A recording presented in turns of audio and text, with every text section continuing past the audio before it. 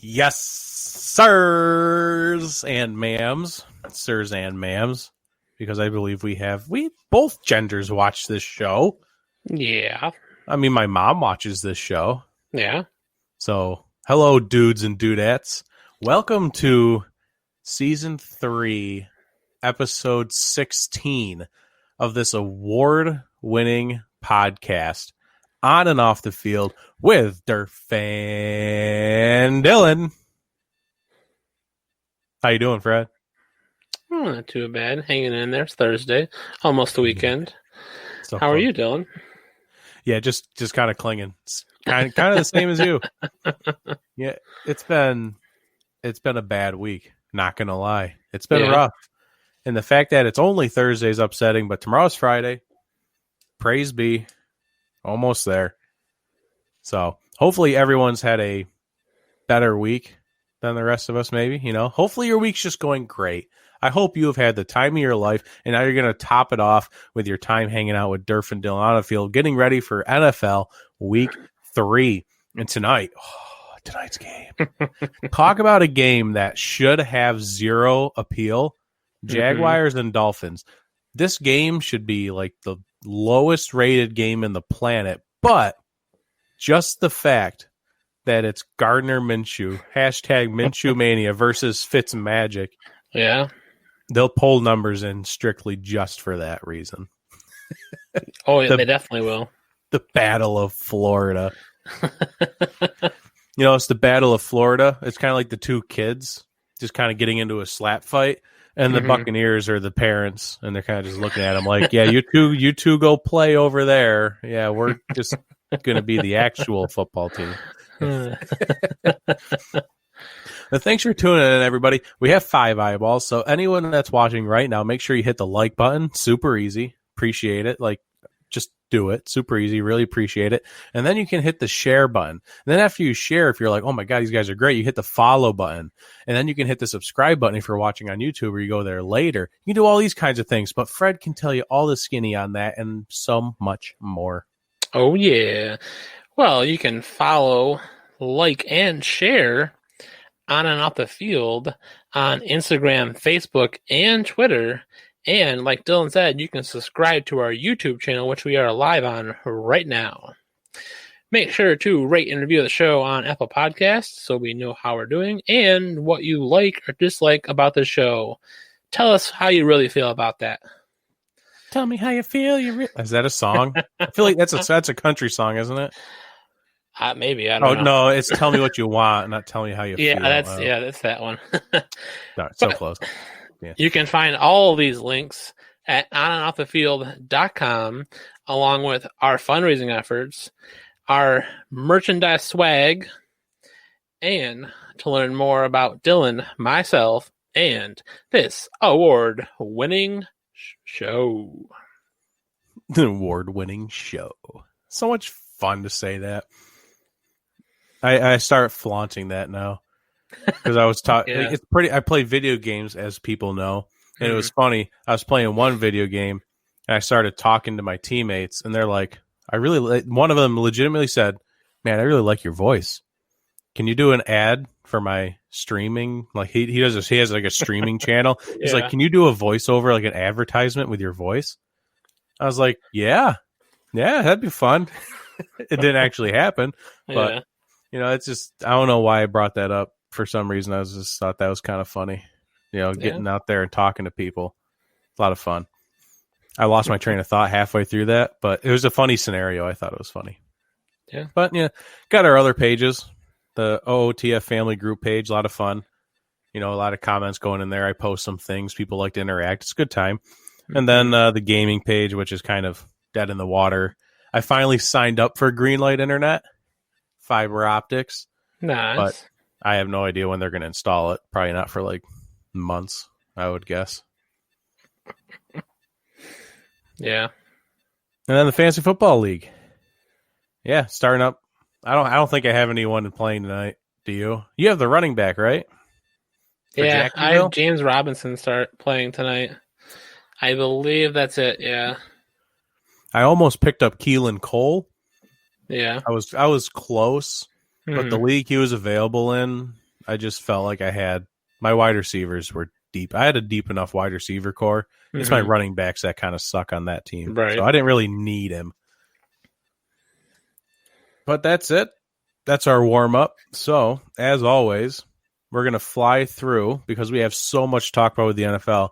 First and foremost, we really just have to go through the other sport. The Heat needed a hero, and they got one. Tyler Hero. Tyler Hero scored 37 points for the Heat, shot 14 of 21 from the field. Like a lot of the time you see, like James Harden, he got 37 points, but he was like 11 of 30 from the field and had 15 points just off of free throws. Mm-hmm. This guy was 14 of 21. That's mightily impressive. That's the number I was more important, but that was a lot of points. Obviously, he's only 20 years old. That's the most in a rookie's playoff game since Magic Johnson, I believe, was the stat that they gave. Nice. That was the post-game interview. I believe they said that. So basically, it's Magic Johnson and Tyler Hero. Pretty impressive. Yeah. But the Heat did take a 3-1 lead over the Celtics. Fred's Celtics. Oh yeah. They Celtics did not play well at all last night from what I watched. They were very flat, nothing going, no dominance. They were playing from behind for most of the game. It seemed like they were always playing catch up. I think it's gonna go to Game 7 still, and I can hope that the Celtics win, but I don't know. I think it's over. It very well might be. This Heat team is just cruising through the playoffs. Yeah. I would like to think the Celtics can fight back, but just the way that the Heat have been going. Mm-hmm. Joey, good evening. How you doing?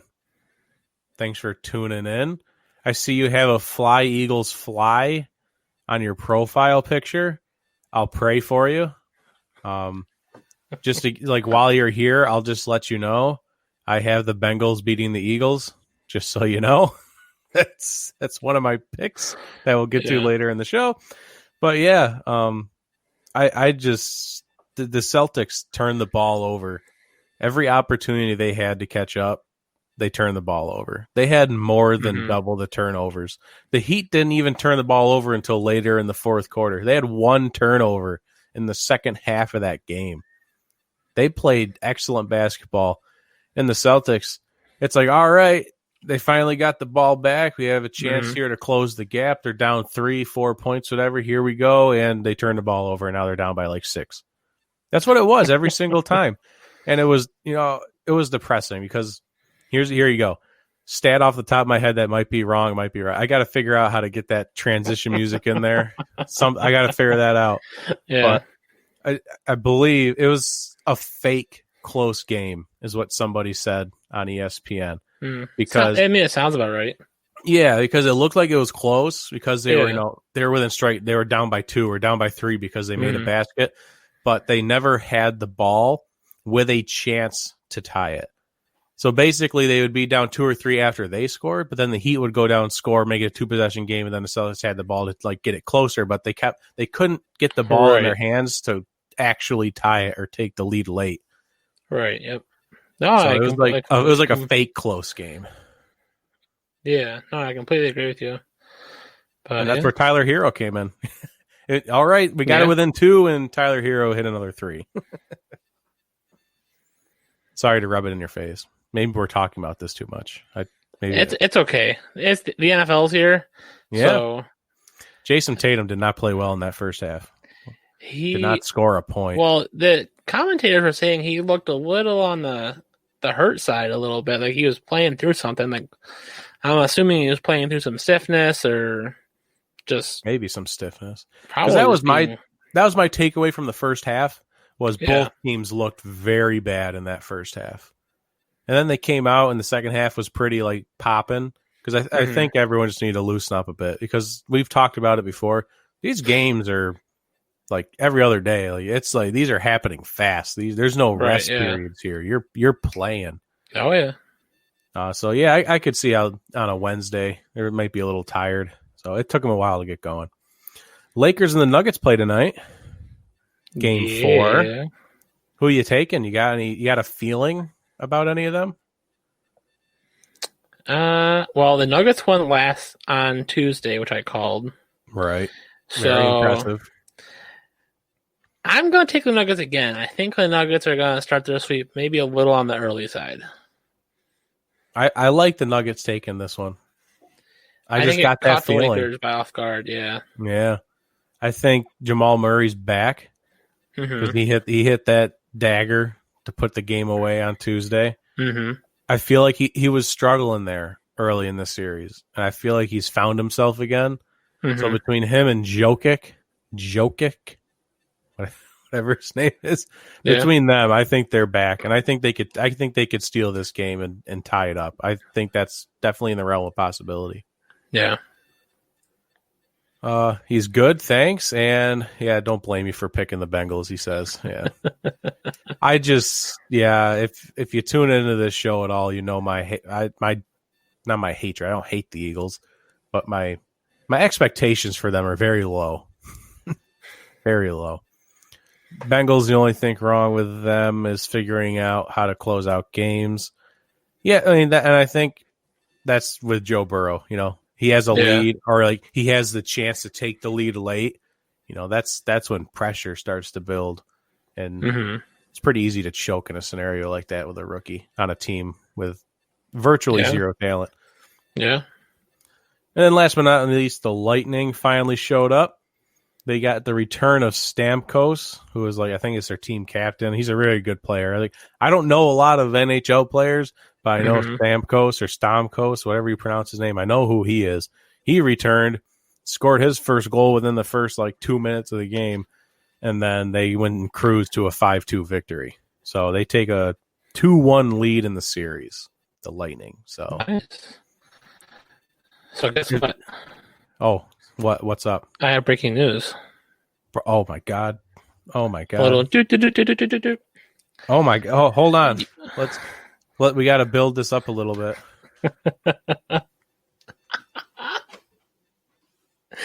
Oh. Here we go. All right. Here we go. What do you got?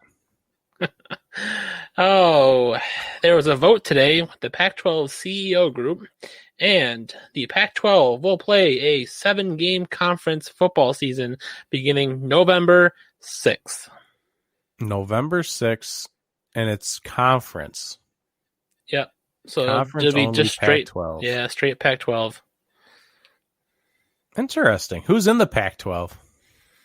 Ones that I know off the top of my head, Stanford, USC, Oregon. I want to say Oregon, Washington, Utah, maybe? USC, Stanford, Washington Huskies, Oregon, California, Utah, Colorado. Oh, Colorado's a fun team to watch. Washington State.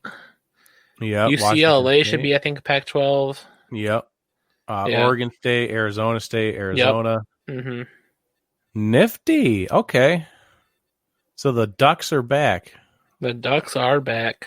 Pac-12 is going to play a 7-game ski season, and it's only the conference. Very good. I guess that's still other news. It's breaking news and the other sports. Yeah. 2 segments in one. Thank you for that update. Oh, you're welcome. Yeah, there it is. Played 7-game slate starting in November. Cool beans. And that wraps it up. Yeah. I mean, going back to hockey real quick, I think the Lightning went out. I think it's over. Yeah. They got their guy back, dominating victory 5-2. I'm going to say it's over. 2 more games, it'll be a 4-1 closeout. Sounds about right. I don't know anything about hockey. I could be completely wrong. Mm-hmm. But we're trying to support our hockey fans. I know there's a lot of people in this country that are upset that hockey doesn't get talked about enough, on ESPN and some of the shows I watch. Like Dan Patrick doesn't talk about hockey pretty much at all, and there's a lot of shows people don't talk about hockey. So we try to give you a taste of it, and we'll at least let you know our thoughts, but they're very not good thoughts. So we moved to NFL news. Yeah. I just realized I should do this more often. NFL news. Put little hashtags in there that get sent out. There you go. I don't know if that helps. Yeah, I saw Strikeout Beer doing it, so I feel like I should do it. Oh, all right. Sounds good to me. Sounds good. So everybody knows at this point what happened to Tyrod Taylor on Sunday. Mm-hmm. You know, everything leaked a little slow. First, it was he had a chest injury, and he kind of, you know, he had cracked ribs, so maybe in warm-up something happened, something didn't feel right, so he got benched. And then next thing you know, they start talking about the cracked ribs thing again. So everything starts coming out, and then next thing you know, they say that the team doctor for the Chargers accidentally punctured Tyrod Taylor's lung while trying to administer painkillers to his cracked ribs. Wow.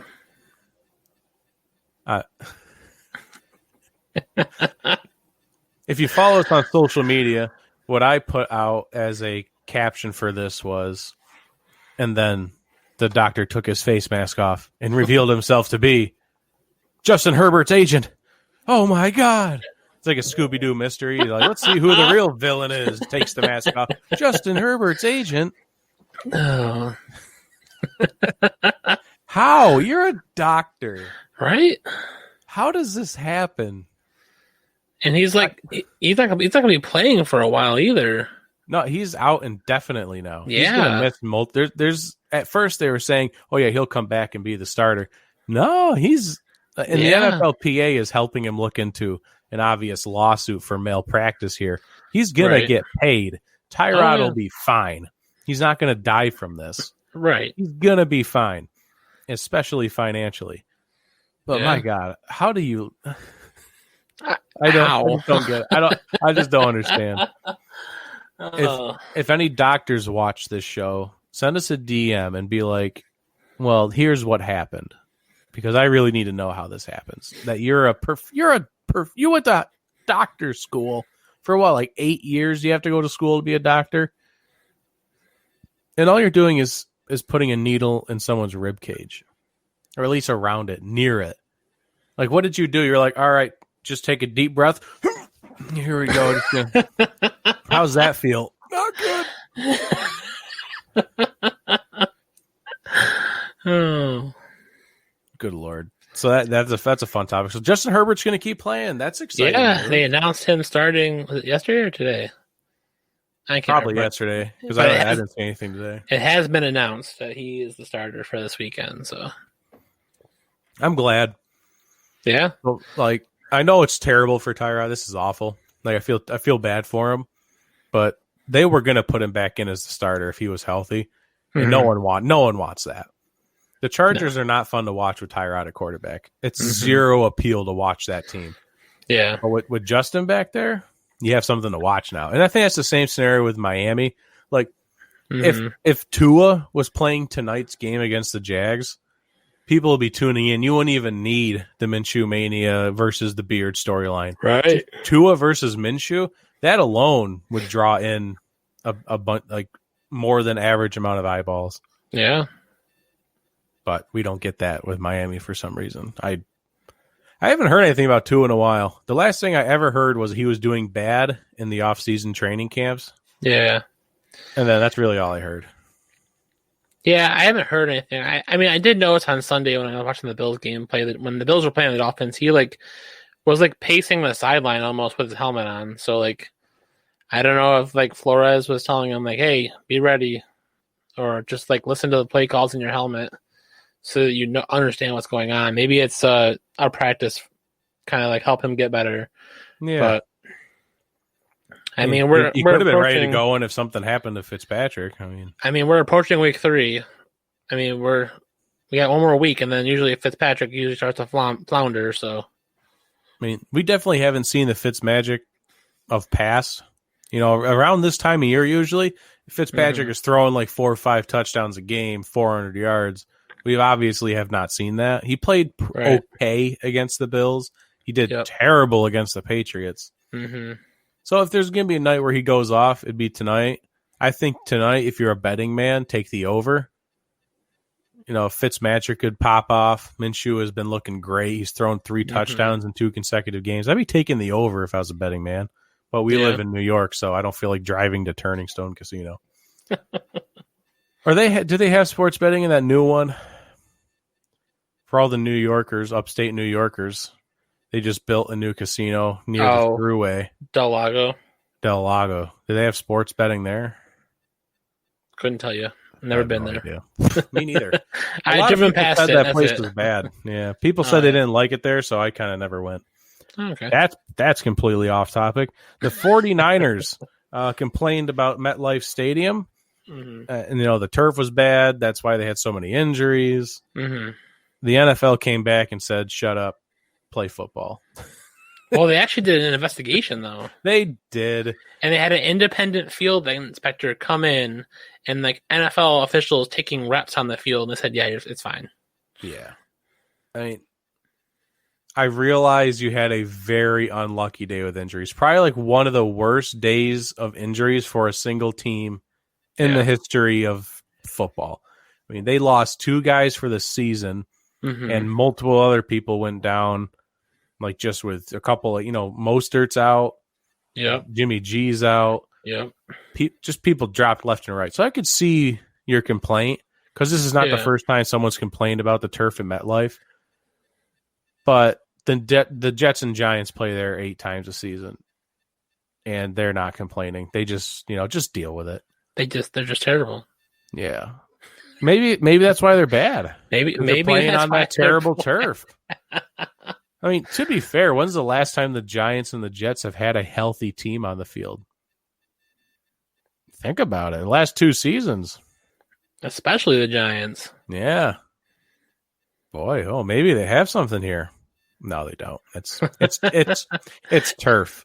I'm gonna be willing to bet the turf on that field is better than what you played on at your high school football team, or maybe even some of your college football teams had worse fields than MetLife Stadium. So I'm going to go ahead and just give you the old suck it up badge. What is this playing on turf you speak of?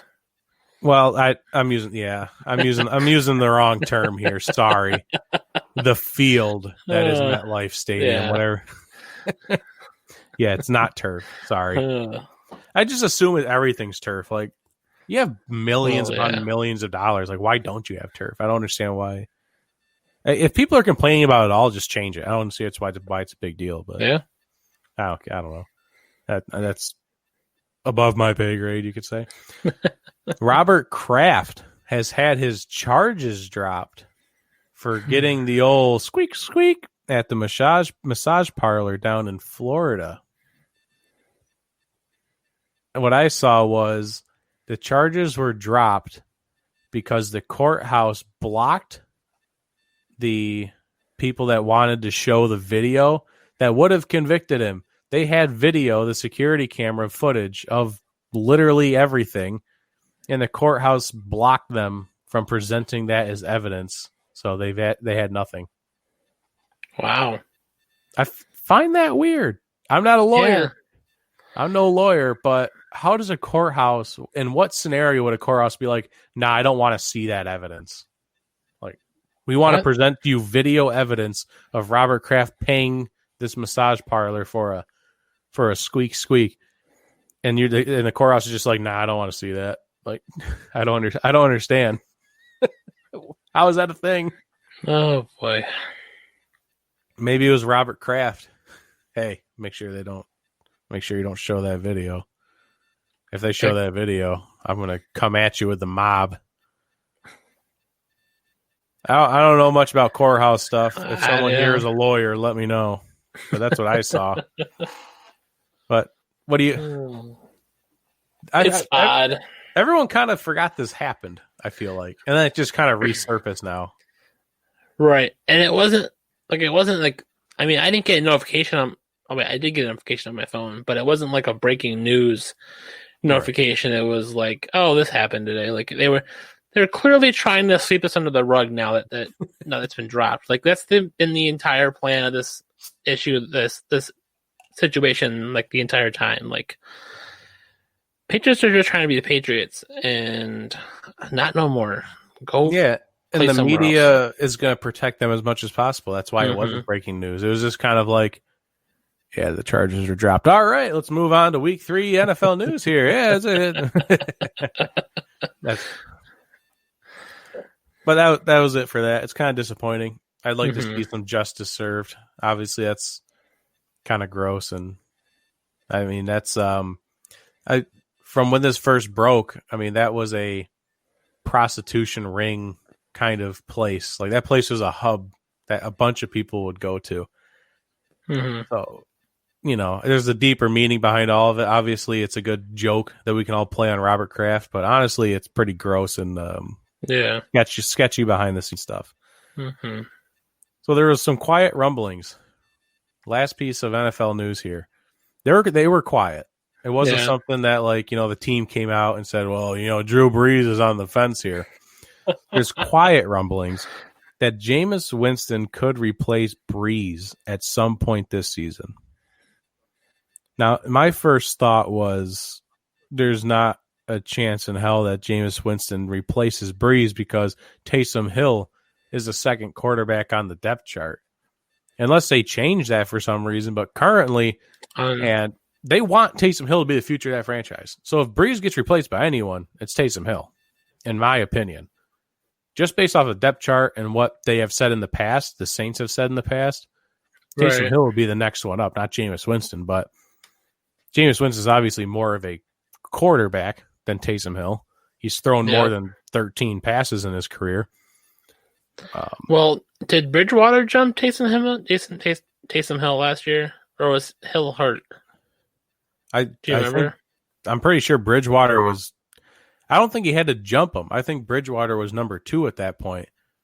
But after they let Bridgewater go, they said we want Taysom Hill up next. Like they're paying Taysom Hill damn near quarterback money. They're paying Taysom Hill like $21 million a season right now. Taysom Hill. Yeah. They're paying upwards of $20 million a season. And they put the exclusive franchise tender on it, whatever, and they had to be a first round pick. Right, yeah. Right. They value him at a lot. Strikeout beer in the house.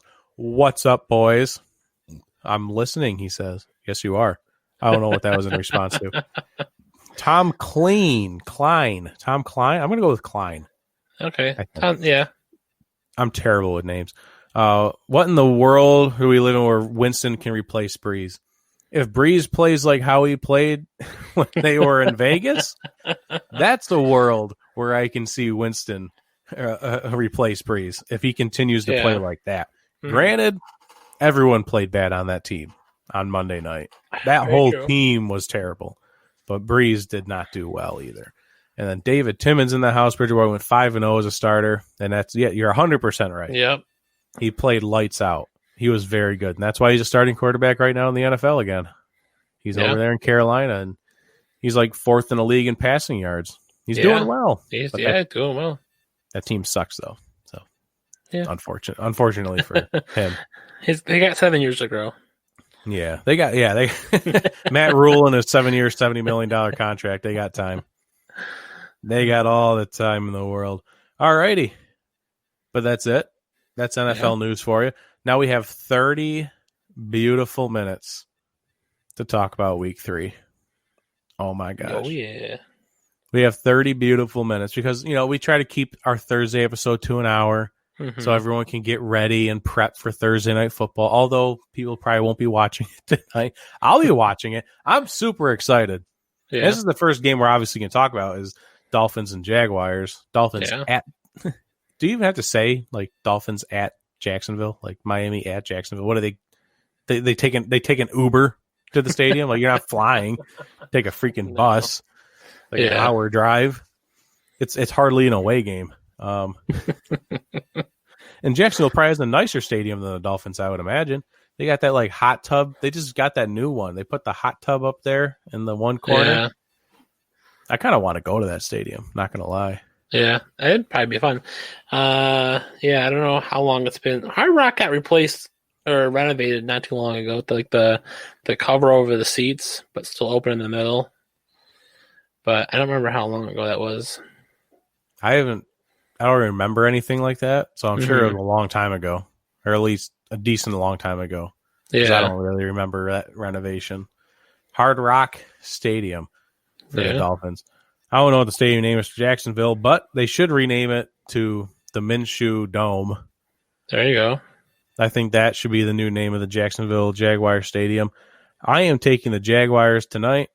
I like the way Minshew's been playing, and he's been playing tough teams.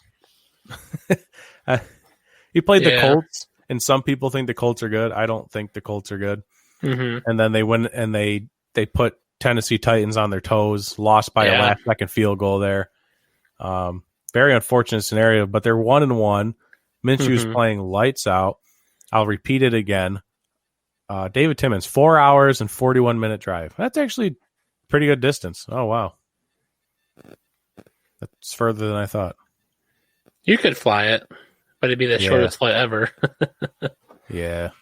I'm sure they probably do fly, especially in these COVID conditions. They get on the plane and just fly there, yeah. Minshew was PFF, top-rated rookie quarterback from last season, and he's doing everything. He also now has the top-ranked PFF rookie wide receiver right now. I don't know what his name is, but I saw they posted something about him. He's first in targets. He's first in receiving yards. He's first in like everything for rookie wide receivers right now. And he's Chenault Jr. He's playing lights out. Oh, yep. All these no-name guys just stepping up to the plate, and they're playing really well, and Miami's just not. I kind of was riding Miami's train a little bit. They had a good end to the year last year. They added some pieces, and they've seemed like they've kind of fallen apart here. So I'm taking the Jags. Well, I mean, I'm right there with you. I think it's going to be a close game, and hopefully the absence of DJ Chark won't affect Minshew at all, because he's out for tonight with the chest and the back injury. He's officially out. Okay. Yeah. Okay. So that could get a little interesting for Minshew, but I think Minshew's got the edge over Fitzpatrick. Just the wild card ability is with Minshew. I think is the big thing for him. And mustaches will win over beards tonight. Mustaches over beards. Somebody asked me what I preferred, beards or mustaches, and I said I just prefer beards because I'm not brave enough to rock a mustache. You have to be a bold son of a gun to rock the stash and really rock it. Michael Fink in the house. What's going on, boss man? He says his matchup of the week is Jalen Ramsey. Is he going to guard Stephon Diggs or John Brown? I can see him taking Diggs, but how do you see the Rams doubling guarding the other receivers? I mean, that's the problem with the Bills. Who do you guard? If you guard Diggs, double team Diggs, John Brown will take you deep. Cole Beasley in the slot. Gabriel Davis has caught his first touchdown last week. He's obviously a threat. Mm-hmm. The Bills are they're getting a little less slept on. Right. Yeah. Now that Josh Allen, he's kind of shown people the light here. I was shocked because, Stephon Diggs took on DK Metcalf, which I thought Gilmore was going to take Tyler Lockett. I know Jalen Ramsey's an outside guy. He does not play in the slot. Mm-hmm. So I would imagine he would take John Brown, because I don't think John Brown's definitely not a slot guy, and Diggs can play all over the field. Yeah, I'm going to say Jalen Ramsey's going to try and take John Brown out, and they're going to try and keep everything underneath because they don't want Josh Allen hitting that deep ball. Yeah, I mean, yeah, I think it depends on what the Bills are calling. I think it's the big thing, because if Diggs goes in the slot, I don't think Ramsey follows. No, I think Ramsey will stay on his side. Whoever's over there, he'll be covering. So they'll be moving. If there'll be audibles during the game for sure. We'll move our guys that's grooving right now around to play away from him, but I don't know. I'm not. Yeah, Ramsey's a good corner, but I think there's just too many weapons on the offense right now for the Bills to really hopefully be slowed down by one person in secondary. Yeah, I don't know how you're gonna keep everyone else, because if you're gonna double team, if you're gonna Right. keep a safety over top of John Brown and have Jalen Ramsey on John Brown, I don't know how you're containing Stephon Diggs. And if you're gonna double team Stephon Diggs, you bet, because if you have if you're playing like a cover one man, if you're putting that safety over top of John Brown, and you're not watching Diggs or even reverse rolls, that's gonna be an ugly day. So it's tough. It's real tough. And then you can run the ball too with Zach Moss and Singletary. So it's kind of crazy. 332 miles from Hard Rock to TIAA Bank Field.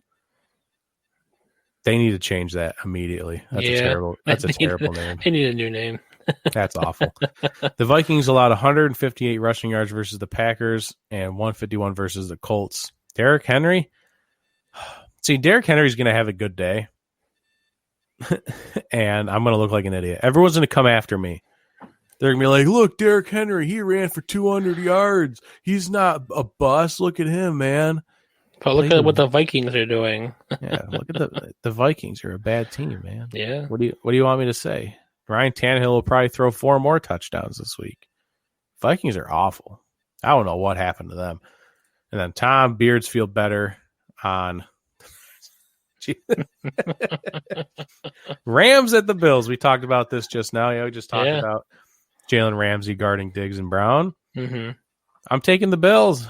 I had to fight with this one. I really did. But the Rams just played in Philadelphia, and then they flew all the way back home, and now they're flying out again to the East Coast for an early game slot. Yeah. That's a lot. That is a lot. At worst, at the best, the Rams just had come out with a slow start, and the Bills can get a nice big hefty lead. Yep. On if they can really crack down at least for the first half, get a 2 touchdown lead, and then the Rams wake up in the second half. I think the Bills could do that, so I'm taking the Bills. All right. I mean, I'm taking the Bills too. I was looking for some game picks by some of the media analysts that cover a lot of the games, and the kind of what I saw was a lot of them were picking the Rams, and I was surprised, but it was close. Like all the scores that you're coming up with, it was close, and I don't see it as being any kind of a blowout. I think it's going to be close. I'm hoping that Josh Allen can keep his momentum going, and if the Rams want to play one guy heavy with coverage, that Josh Allen knows to not try to force it there and feed the ball to the other receivers, which I think that's something that he's grown this year and has been able to do that very well. I mean, he just spread the ball everywhere last week, and it was great to see that. I did see that Matt Milano and Tremaine Edmonds are practicing again, so there's a chance for them to come back this weekend, which is good for the defense because it clearly showed last week. Dotson played okay, but he's not every down back, and Levi Wallace got blew up in the slot, so they definitely need those 2 linebackers back to help that coverage exceed, especially against Tyler Higbee. Yeah, Milano is great in coverage. You really need Milano back, especially for Higbee. That's huge. Yeah. Yeah, I would agree that'll be a close game for sure. I think it'll be just one of those games that I think it'll be one of the most watched 1:00 games. I mean, there's a lot of good games this weekend. Yeah. Even in the 1:00 slot, but I feel like that's the prime time matchup right there. Mm-hmm. Let's see here. We got Cincinnati going to Philly. Yeah. I broke this news earlier in the show already. I'm taking the Bengals. I don't know why. I'm just riding that Philly sucks train. Carson Wentz is the worst quarterback in the league through 2 weeks. Yeah. That's just facts. Yeah. They just don't look good at any stage. The virtual fans, the sound guy in Philadelphia is booing his own quarterback. It's a mess right now. I don't know what the solution is. And now Jalen Reagor, their rookie, he has a thumb injury. He's out 6 to 8 weeks. So you're stuck with Deshaun Jackson, who we said is like 50 years old. And then you got your tight ends. I don't know what you do. And I feel like this could be a game that Joe Burrow can take advantage of and get his first NFL win. All right. I kind of want to change my pick now. Oh, I convinced you? I was convinced for Philly because of the talent that's supposed to be there. Like Philly, well, from what I was reading, I mean, it's a team that just got done winning a Super Bowl, and like you can understand they have a young quarterback that just got paid. You know, if it seems like you look at it from a far distance that this team should be good, and that's what people eat up. That's what everyone says. The Eagles are just supposed to be good because of who they have, where they were just in a Super Bowl, but they're not there anymore. Like this is a team that needs a rebuild. It's done. Yeah, and people refuse to accept that. Except me. I'll take the Bengals over the Eagles. That's saying something. That's sad. That tells you where I'm at. I think I'm taking the Bengals. I'm not going with the Eagles. Oh, you talked me into it, and I just kind of thought about it a little bit more, and I just didn't feel comfortable with the Eagles, so I'll go Cincinnati here. Yeah, I mean, I think Joe Burrow had it clicking last week against the Browns, and I think he's going to have it clicking even more against Philadelphia. And I mean, like you said, Carson Wentz he's garbage right now. And Philadelphia is stuck with him for probably the rest of the year without any hesitation. But I wouldn't be surprised if Jalen Hurts starts coming in soon because I'm Carson surprised Wentz, they haven't. Like not even any packages or anything. Like just throw them in there and see what you got. Yeah. I mean, I feel better with the Bengals pick than the Philadelphia pick. All right, I like it. We're gonna mark this down somewhere that I got Durf to switch picks with my argument. That's cool. Yeah. All right, we got the Bears at the Falcons. It's the 2-0 Bears against the 0-2 Falcons, and that's the weirdest thing you'll hear tonight. The Bears are 2-0. You heard this right, folks. The Bears are 2-0 going to the 0-2 Falcons. The Falcons are not playing awful football. They got dealt a bad hand. They had to go against the Seahawks and Russell Wilson, and then they had to go against the high-powered offense of the Cowboys. It's another 20-point lead they blew. We all know. Yeah. Very just sad for that organization. Mm-hmm. But they put up 39 points in week 2. I don't remember how much they put up in week 1, but they have talent on the offense and the defense. I think this should be an easy win for the Falcons. I think they show everyone that the Bears are frauds. And they show the world that, hey, we're still the Falcons. We can still win. Yeah. I completely agree. So I did see an interesting fact with the Falcons. The last 2 teams that the Falcons have played this year, so like basically the first 2 weeks, after they played them, each of those teams had the NFC Offensive Player of the Week. Yeah. Yep. So if this happens this week, Dan Quinn better pack his bags now because he's not going to be on the team anymore. If Mitch Trubisky comes out and throws 4 touchdowns and is the NFC Player of the Week, yeah, God help Dan Quinn. He should be fired. He shouldn't even be able to like go back to the locker room. Like, just go home, Dan. Just leave. Get out of here. Yeah. Because like we said, you can't just blame the head coach. What about all the assistant coaches? It's the offensive coordinators. So they have fired all their coordinators. They've already done this. After that Super Bowl loss, Kyle Shanahan left and go to the 49ers. They fired defensive coordinators. They fired all their assistant coaches. They have fired pretty much everyone in that organization except Dan Quinn. There's only one man left. Mm-hmm. And that's just the reality of it. Yeah. Next, we have Washington going to Cleveland. Yeah. Now, this one I tussled with this one a little bit. Yeah. I ended up taking Washington. Interesting. Because Baker Mayfield hates pressure. kind of in the same scenario as Philly. As soon as Carson Wentz feels the pressure, everything falls apart. As soon as Baker Mayfield's going to feel that pressure from Chase Young, he's going to fall apart. And that you can't run on that team. Like Nick Chubb and Kareem Hunt going to have some bad days, I think. So I think this is a brutal match. This is one of those games that ends up being like 15-12, and I'll take Washington. All right. I think Cleveland's going to be able to run on Washington. So that's why I'm taking the Browns. I think Washington will get pressure on Mayfield, but then Kareem Hunt and Nick Chubb will get rolling, and Washington won't be able to stop them. And I'll take the Browns defense over the Washington offense. Man, that Browns defense has not looked good, especially in that secondary. But then again, this is why I think it'll be ugly, because it's a bad offense. It's a bad offense in Washington going against, an okay defense with the Browns. But then it's like the Browns should be high-powered offenses going against a really good defense. It's just like, which one's going to break? And right.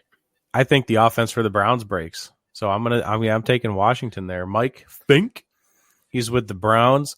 One would have to assume that most plays are either going to be run plays or play action. Yeah, 100%. I think play action plays a big part in this. If they can get that play action going, I'll eat my words, and Washington gets smoked. I could see that happening. I think that pass rush makes kind of the same impact that they did when they played against the Eagles in Week 1. Right. Something similar to that. I mean, Arizona put up 30 on Washington last week. Yeah. I mean, granted, it's Arizona, and they're doing something right out there this year. But, yeah, I think the Browns might be able to run on them. We'll see. Titans at Minnesota. We touched on this a little bit. Derrick Henry. I'm going to eat my words. People. I've been saying Derrick Henry's a bust, but it's the Vikings. He'll most likely rush for like 200 yards on these frauds. Ryan Tannehill will throw 4 more touchdowns. It'll be a bloodbath. I'm taking the Titans. Yeah, I mean, I got Titans too. I don't think that Vikings offense has any motivation to get any better anytime soon. They clearly don't know how to use Justin Jefferson yet as a WR2 to help alleviate Adam Thielen a little bit so that Kirk Cousins can make a completion or do better than getting sacked or throwing interceptions. But, yeah, I'm looking at the Titans. I think the Titans are probably just a little bit more of a complete team than the Vikings are right now. Yeah, Vikings just seem like a dumpster fire. And I don't know if that's because Kevin Stefanski left. I don't know if that's because Diggs left. I just don't know if they don't have any motivation to win. I have no idea. But they're a mess. The Raiders at the Patriots. Spicy. That is spicy. That is spicy. What's even spicier is I'm taking the Raiders. The Raiders. That's very spicy because, yeah. Let's go. That is very spicy because I am taking the Patriots on that one. I don't know why. I think I had the Patriots in one of my pick'ems, and then I chose the Raiders here, but I changed now. Both of them are the Raiders. I just like what they're doing. I just love it. Derek Carr is playing great. He's spreading out the ball for the most part, with the exception of Darren Waller catching like 14 passes on Monday. Josh Jacobs is a little banged up, but he should be fine. Then they have Jalen Richard. He plays hard too. They're both great running backs. And then the defense. The defense it's got its holes, but I like Max Crosby, absolute monster. I just like it. I like the Raiders. I like what they're doing. I don't know if they win this, but we'll see what happens. Yeah. All right. You want to defend your Pats, or you just think it's going to be like there's no reason the Raiders should win this at all? I think it'll be close, but I think the Patriots pull it out. All right. I have the 49ers at the Giants. Boy, oh boy, this is about to get weird. I have the Niners still winning. Yeah. It's the Giants, man.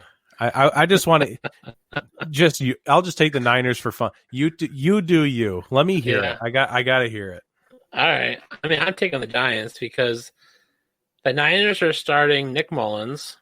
They've lost, I don't know. I can't count how many people they've lost on defense.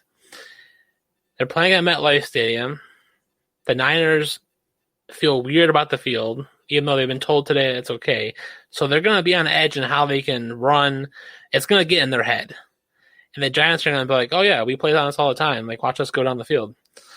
And I think the Giants offense is hopefully finally going to get clicking this time in this game before the fourth quarter when they're down 17-0. So that's why I'm taking the Giants. I think that 49ers offense is banged up. I mean, I know Nick Mullins can pull a rabbit out of a hat and throw 4 touchdowns in a game. Like we've seen him do it before when CJ Beathard went down. And yeah, I just think the Giants, they have the more conditioned team right now, I would say. I don't hate your argument, especially the thing with MetLife in their head. Yeah. I don't hate your argument. I'm not going to change my pick. All right. But I would go with Niners like 60-40 right now. Yeah. I think it'll be close. It'll be an ugly battle. It won't be pretty by any means. No. The Texans at the Steelers. I think we both have the same opinion about the Texans. But I'm taking the Steelers. Mm-hmm. They just look like Big Ben is the 26th ranked quarterback right now. He's not playing great because I just don't think he has an arm. He's throwing a lot of short passes. I just don't think he trusts the deep ball, like his arm throwing the deep ball. But their defense is lights out. The offense is good enough. I'm taking the Steelers. Deshaun Watson is might die this game because he's already running for his life half the time, and that Steelers front seven might kill him. Oh yeah, Deshaun Watson's already played against the Chiefs defense, and then the Ravens defense, and now he gets the Steelers. That's bad. It's like the NFL scheduling put out like a a mark on Deshaun Watson or something with all these defenses. We're gonna have to look into this. Is this Bountygate 2.0? Uh-oh. NFL's trying to kill Deshaun Watson off. Oh, but the Texans are just playing like trash right now. I feel like they're a hot mess express, and the Steelers are just good enough on offense that the defense can carry them down the road. So I got the Steelers. It said hot mess express. Yeah. I love that. I've never heard that before. What? If I have, it's never stuck. But that's funny. Let's see here. This Cowboys at the Seahawks. Yeah, talk about a game where you want to take the over. I'm taking my Hawks, obviously, but man, am I nervous about this game because we lost Bruce Irvin as a pass rusher. We lost Marquise Blair in the secondary. Mm-hmm. We've lost some pieces, and we already don't have a pass rush. Just letting letting Dak Prescott sit in the pocket without a pass rush is a scary thought in my mind. And I feel like that's what he's going to have. He's going to have all day, and he's going to pick that defense apart, which is depressing to think about. But I'm still taking my Hawks. I'm kind of scared about it. Real quick, Cardinals, Lions, Cowboys, Seahawks have high over-unders, 54.5. I'll take the over for the Cowboys, Seahawks still. I will definitely take the under on Cardinals, Lions. Oh, my God. Yeah. I think the Cardinals might get the over just by themselves playing the Lions, but I'll take the under for Cardinals, Lions. There you go. Yeah, I mean, I thought about this game a little bit, and then I was like, yeah, I'm going with the Seahawks. The Cowboys, they pulled the comeback out last week against the Falcons because the Falcons just laid down. I don't see the Seahawks except they didn't lay down because they didn't lay down on the onside kick. But go ahead. Oh, but I don't see the Seahawks laying down like the Falcons did last week. So I think Dak Prescott is going to have a little bit more trouble. He's not going to be able to play as well late in the game. It does suck that Bruce Irvin's not there and he's lost for the year. Here's a question for you. How would you feel if the Seahawks signed Clay Matthews? I'd be like, okay, cool. We got another, half-ass pass rusher on our team. Clay Matthews is like 40 years old. I mean, I would like it. I'm not going to be like, no, I don't want Clay Matthews. Like, sure, I'll Right. give him a chance. Why not? But I don't think he's Yeah. going to be like, we're going to sign and be like, oh, we have a pass rush now. We're fine. No. No, but he'd help fill the void, though, there. Yeah, for sure. So, but I yeah. think if the Seahawks don't end up signing Damian Harrison, Snacks, who's in town for a visit next week, if they don't end up signing him, I'm sure Clay Matthews will be the next one in the door. Yeah. I would imagine. Oh, I'm sure. Let's do some rapid fire here. All right. We got Jets at the Colts. No one cares about this. I'm taking the Colts just strictly because it's the Jets. Yep. Same here. The Panthers at the Chargers. I'm taking the Chargers because the Panthers are a mess, and the Chargers, they got, the second game with the rookie in there. That defense is electric. I think Teddy Bridgewater has a rough day, especially an entire game without CMC. Oh, absolutely. Bridgewater's going to have a rough day. Yeah. The Bucks at the Broncos. I'm taking the Bucks without Drew Lock in there. That offense already wasn't clicking with Drew Lock, and now you're going to have, Blake Bortles? Yeah, I'll take the Bucks on that. Yeah. No, I agree with you. Yeah, there's the Broncos are falling apart, and I'm not feeling up good about that bold prediction I had a couple weeks ago. Not looking great. Not looking good. Yeah, and everyone was so excited. Oh, the Broncos, top 5 offense. How about we just let's wait on that for a second. The Lions at the Cardinals. Yeah, the Lions are not a good team this year. They're going to get Kenny Golladay back this week probably, but I'm still taking the Cardinals. Yeah, the Lions are not ferocious lions. They're the cowardly lions. The cowards. So it's Cardinals all day. Yeah. Man, another 3-0. And if Seahawks, Rams, and Cardinals 2-0 right now. Tough division. And then let's see here. Sunday Night Football. Packers at the Saints. This would have been a prime matchup that would have been talked about all week long if the Saints didn't lay an egg against the Raiders. But after watching that, the only thing that might change this and make it a little bit more exciting is the fact that it's in New Orleans, but I'm still taking the Packers. The Packers and Aaron Rodgers, Aaron Jones they're flying right now. Oh, absolutely. I mean, I'm taking the Packers too. I think the only way I would change my mind if there was fans in New Orleans. If there was fans in New Orleans, then it becomes a little bit different because that stadium gets insane on a Saints home game. But I think Aaron Rodgers is still he's just slinging it around, man on a mission, saying, "Check me out. Don't doubt me this time." Yeah, you can take your rookie and shove him up here. The Chiefs at the Ravens for Monday Night Football. Yeah, I had to think about this for a little while. I'm not going to say I jumped on the Chiefs because I am taking the Chiefs, but I'm not excited about it. Yeah. I could see this being a shootout, but I could also see this being like a struggle game where it ends up maybe like a game in the 20s, like a 21-17 kind of game, something weird like that. Yeah. Maybe with the expectations of going into this game, it just doesn't pan out. So I'm taking the Chiefs in a game. I don't know what the over-under is, but I'm going to take the under. That's just how I feel about the game. I feel like it could be anyone's game come the fourth quarter. Put it that way. Right. I mean, I'm taking the Chiefs too. I just don't want to pick the Ravens. I just don't want to pick them. Fair enough. I think the Chiefs defense can shut down Lamar Jackson. I think that's enough to make that offense struggle. I mean, on my fantasy team, I would hope J.K. Dobbins has a good day, but I think the Chiefs still win. I mean, they were playing the Chargers, and Chargers I think, probably have a little bit better defense. I think I'll say it. They have a better defense than the Ravens do.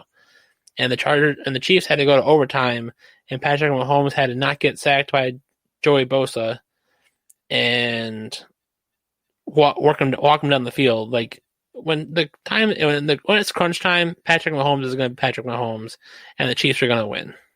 Yeah. So if this does come down to the fourth quarter, it's a close game, and let's say whoever has the ball last. I mean, I trust Patrick Mahomes to drive down the field and win before I'll trust Lamar Jackson to drive down the field and win. Yeah. That's just me. Tony coming in a little late. What's up, bruh? I'm so glad you tuned in. Welcome to the show. But the show's over now. Thursdays we wrap up at 8 o'clock, so everyone can go get ready for Thursday night football. But I'll let you in on a little thing here. Right here we got, it's official now. It's written down. 23-9 for Dylan. Durf is 20-12. And this week things are going to get, we got a lot of different picks here. Yeah, we do. We got, the Washington Browns are a little off. We got up top the Giants and the Niners. I can't scroll over there. I think it's 3. So at least 3. It's yeah. So it's Browns, Cleveland, Washington, Raiders, Pats, Niners, Giants. Raiders, Pats was the other one. Yeah. So this could flip flop real quick, but yeah, I do plan on adding things to this. Some hot takes, some things that we might want to write down and remember that people said. So, and if the Bengals end up losing and you changed your pick to the Bengals, don't blame that on me. You changed it. That was your own decision. Yep. That's your own dang fault. Kids keeping them busy. Well, Tony, thanks for tuning in. Thanks for putting an eyeball on the screen. But since you missed the show, you can go and catch it on all the podcasting platforms. You can watch it again on YouTube. You can just listen to it, turn it on Spotify or iTunes. You can do all of that. On and Off the Field podcast. That's all I have is hot takes. I don't know. I was watching. I wish I could have watched your second show there and saw your guys' picks. I might have to go back. Just let me know who you guys are picking for your week 3 games. I have to get on Amazon. Having a full-blown... We're supposed to end the show. We're just having a full-blown conversation with Alan here. Yeah, we're not on Amazon yet. I'm working on it. I know that's the new trend right now. Amazon is adding podcasts. I have to submit the podcast for that. I have to do that. I'm slow and lazy. I'm sorry. I just got on iHeartRadio like a month ago, so I'm not very fast at these. We have 5 games a week we pick. Only 5. We do all of them. We do all 16 because that's what we do. So send me your 5 picks. I'm kind of curious. But we're going to sign off. Everyone have a great day. Have a great Thursday night. Enjoy the game. The Jags over the Dolphins. Both Durf and Dylan are saying Jags over Dolphins. Hashtag Minshew Mania. Durf, give these people a piece of advice to walk away with. Protect your nuts.